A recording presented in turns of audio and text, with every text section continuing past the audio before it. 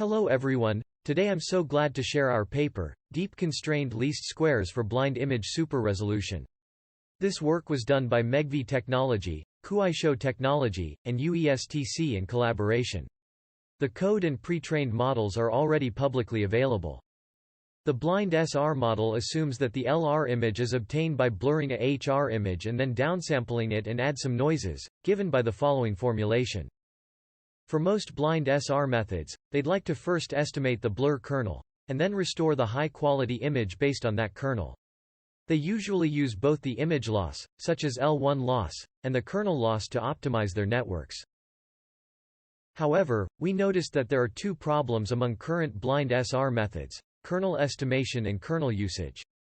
First, note the ground truth kernel is effected on the HR image, and we can hardly directly estimate the blur kernel from LR image due to the ambiguity produced in the undersampling. Second, most blind SR methods adopt a kernel stretching strategy, in which the kernel would be vectorized to one dimension, and then apply PCA and stretch it to be the same size as the LR image. But this strategy destroys the spatial relation of the kernel and thus causes an insufficient usage of the kernel. Address these problems. Our work proposed the deep constrained least squares for blind image super resolution. There are three contributions in our work. First, we reformulate the classic degradation model so that we can make the kernel estimation more reasonable. Second, we design a dynamic deep linear kernel module which could better estimate the kernel. Third, we propose a deep constrained least squares deconvolution module which can perform deblurring in the feature space and make use of the kernel. There is a visual comparison between our method with other state-of-the-art blind SR approaches. As we can see, our method can recover sharp and rich details. Here is the degradation model reformulation. We want to convert the high-resolution space kernel to low-resolution space.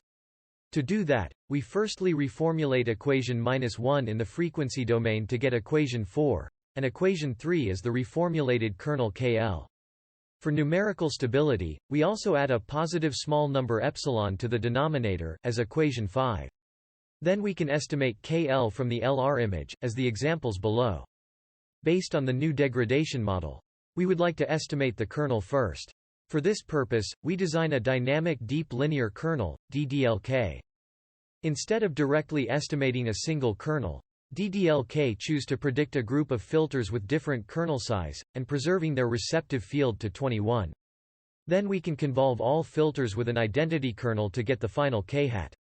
In this way, we are able to estimate more accurate blur kernels, and we will show it in the experiments.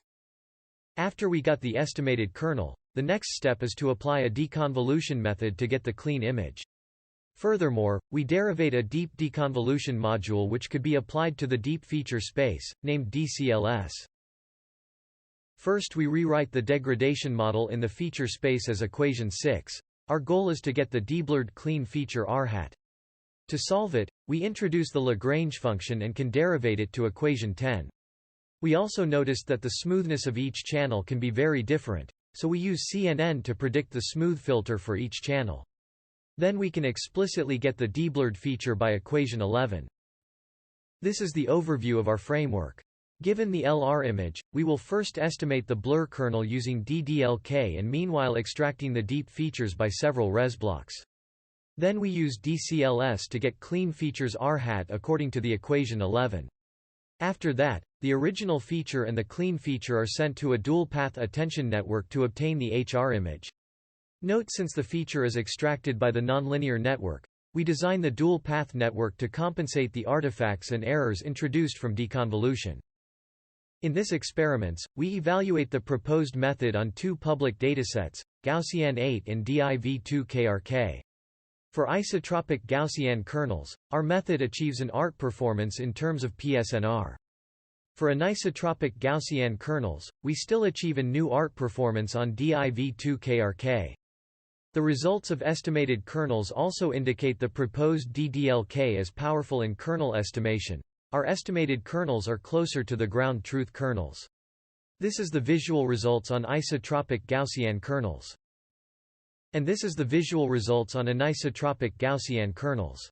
As we can see, the SR images produced by our method are much sharper and cleaner.